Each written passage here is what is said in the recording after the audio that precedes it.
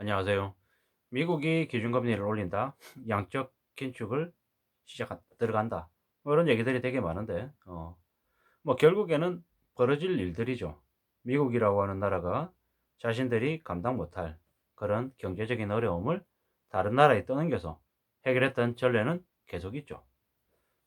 2022년 올해, 그리고 23년, 이 2년이라고 하는 기간 동안 매우 가파르게 기준금리를 올릴 것이고, 그리고 대차 대조표 축소를 또 실행을 해서 같이 여파를 줄 거다라는 거죠. 뭐 0.25%씩 앞으로 6번, 7번 더 올리든, 아니면 0.5%씩 뭐 3, 4번을 올리든, 기준금리가 연말 2.0, 내년에 뭐 3.0에서 뭐 4.0 사이는 충분히 될 수밖에 없다라고 봐야 되는 거죠. 이미 미국의 장단기 미 국채 금리가 역전이 되고 있고, 소비자 물가 지수가 8%를 넘어서고 있죠. 애시당초 소비자 물가 지수 목표로 얘기했던 2%, 3%, 4%하고는 근접하지 못할 매우 큰 간격을 두고 있는 거죠. 뭐 물가 지수가 뭐 예를 들어 7%, 8%다라고 하면 기준금리도 그에 준하는 숫자가 나와야 된다라고 통상적으로 보죠. 근데 실제로 7%, 8%까지 간다라는 건 1970년대 후반, 1980년대 초반 미국이 기준금리를 매우 급격히 올렸던 그 시기의 수치와 가까워진다라고 봐야 되는 거죠. 앞으로 한국이 맞게 될 상황은 매우 어렵죠. 매우 안 좋습니다. 이걸 뭐 그냥 현실로 그냥 받아들여야 되는 거죠.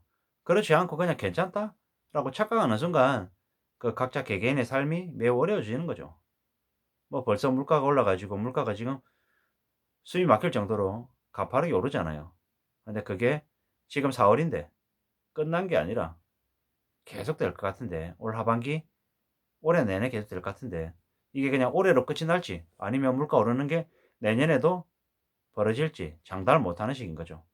유가가 지금도 고공행진하고 있고, 뭐 소비자 물가 지수 한국도 지금 뭐 4%죠. 예. 어떻게 되겠습니까? 기준금리는 1.몇 프로, 1.2, 1.25. 시중 물가는 4%. 간격이 너무 크죠. 또한 지금 현재 한국은행 총재 자리가 비어 있죠. 비어 있습니다. 어떻게 될까요?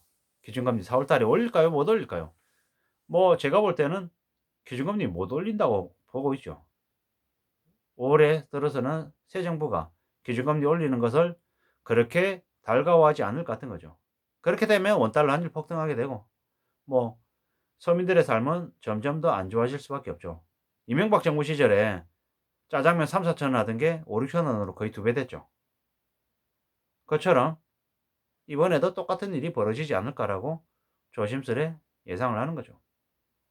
그렇게 된다고 하면 뭐 점점 더 살아가는 삶의 모습이 더 빡빡해지고 더 피폐해진다라는 거죠. 그래도 빚을 지지 않고 뭐 가진 재산도 없지만 빚까지 없는 사람들은 아니 그래도 힘들어도 버티며 살죠. 왜? 삶의 규모를 좀 줄이면 되니까. 허덕이긴 하지만 지낼 수 있다라는 거죠. 근데 문제는 빚을 진 사람들인 거죠. 아파트 새 아파트 신봉하면서 3, 4억, 5억 빚져 가지고 집을 산 이들은 아파트 뜯어먹고 못 살잖아요. 그 아파트 사서 집값 올랐다고 좋아하면서 살고는 있는데, 무리하게 진 빚 때문에 그 빚을 갚아야 되는데 그 빚 갚는 게 감당이 안 되는 거죠. 그게 문제라는 거죠. 빚 갚는 게 어디 쉽습니까? 안 쉽죠. 안 쉽습니다. 뭐 시중금리 6% 이러는데 3억 빌리면 6, 3, 18 이러면은 월 이자 150만 원이에요. 3억에. 이게 10% 되면 이자가 그냥 1년에 3천만 원, 월 250만 원 되는 거죠. 지금 150만 원 내던 거 이자를 250만 원 내면 어떡해요? 목이 터지는 거죠. 그것도 올해하고 내년까지는 그래 이자만 내면서 버티겠죠. 그다음 연도는요. 24년부터는요. 원금 상환 안 해야 될까요? 원금 상환 해야 될 거예요. 그러면 이자 250만 원, 원금 100만 원. 그럼 350만 원인 거예요. 근데 그 350만 원을 얼마 동안 낼까? 원금 갚는 건 100만 원인데 10년 갚으면 1억 2천인데 20년 갚아야 2억 4천이고 25년 갚아야 3억 다 갚는 건데. 한 25년, 30년을 뭐 원리금이라 이래 가지고 원금 100만 원, 이자 250만 원 이렇게 해 가지고 한 350만 원씩을 한 25년 이상 갚아야 되는 거죠. 그러니까 보통의 사람이 한 달 내내 빡세게 일해 가지고 버는 돈 아무 짓 안 하고 그 돈 고스란히 은행에 딱 갖다 줘야 되는 거죠. 미치는 걸 거예요. 집을 살 때만 해도 우리 맞벌이니까 어 남편도 아내도 실수령액 한 300만 원, 350만 원 받는 고소득이니까 둘이 합쳐서 한 700 버니까 이자 한 100만 원 내는 거 어렵지 않아. 이자 150만 원 간단하지 괜찮지. 이 정도 충분히 감당할 수 있어. 이런 마음으로 했을 거라는 거죠. 근데 막상 그렇게 하고 금리가 오르니까 죽는 거죠. 고소득 중산층들이 겉으로 볼 때는 되게 잘 살아 보이고 되게 멋있어 보이는데 실제 속내를 들여다보면 재질 공상 거지처럼 이제 콩핍하게 사는 모습을 이제 보일 거라는 거죠. 그런 이들이 이제 대폭 늘어나는 거죠. 그것도 못 견디면 망하는 거고요. 뭐 그러다 보면은 삶이 이제 엉망되는 거죠. 뭐 언론에 나와 있는 것처럼 뭐 빚 때문에 횡령하는 일도 생길 거고 범죄 저지르는 일도 생길 거고 별의별 일들이 다 일어나겠죠. 뭐 삶이 안정적이 될 수 없죠. 엉망이 되는 거죠. 그게 이제 닥칠 현실인 거죠. 뭐 지금 점점 무수히 많은 언론에서 계속 뉴스들이 그런 것들을 보여주고 있죠.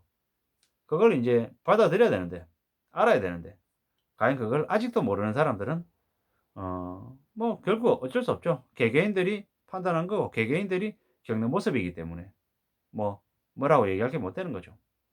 돈을 벌어도 개인의 복, 무리가 생겨서 감당을 못해서 무너지는 것도 개인의 책임이다. 라고 이제 사람들이 얘기하겠죠. 지금 현재 8조 9천억 달러에 달하는 연준의 대차 대조표에서 연말까지 2조 달러가 축소될 걸로 예상을 한답니다. 두고 봐야 되는 거죠. 얼마나 힘들까요? 지금은 앞으로 기준금리 0.5%씩을 한 3번씩 올려가지고 내년 중반까지 미국의 기준금리를 3.5%를 넘길 거다라는 말도 나오고 있죠. 그렇게 되면 한국은 어떻게 될까? 한국의 시중금리가 한 5%, 6% 시작점이 그 정도가 되고 최고점은 한 10%, 12% 이렇게 될 것 같은데 그렇게 되면 과연 버틸까? 3억 빌려가지고도 대출 이자를 시중금리 10%에 3천만 원 낸다 그러면 죽을 것 같은데 12% 되면 3,600만 원인데 월 이자를 3억 빌려가지고 300만 원 내야 될 텐데 4억 빌린 사람은 400, 5억 빌린 사람은 이자로만 500을 내야 되는데 감당이 될까? 감당 못할 것 같은데요.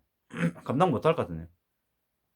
이게 지금 현재 이렇게까지 우려가 되는 상황인데 그들은 무슨 마음으로 그렇게 빚을 냈을까?